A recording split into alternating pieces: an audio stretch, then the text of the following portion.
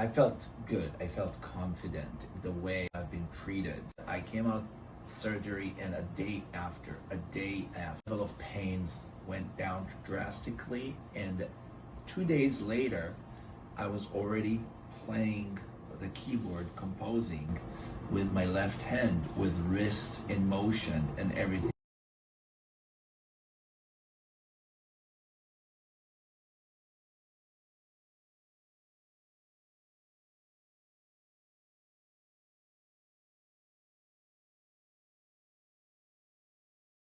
The fist and bend your wrist down and back and go like this and palm up and palm down. So he's nursing a dislocated elbow and the broken wrist, and he's crushing it and really doing well. I just believe that to be a professional is one thing, but to be like a real physician is also understanding who you work with.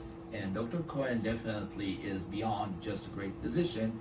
He really understands and has the passion to know what to do with whom and how to work with. And every given moment, I felt fully confident that I could trust him 100%.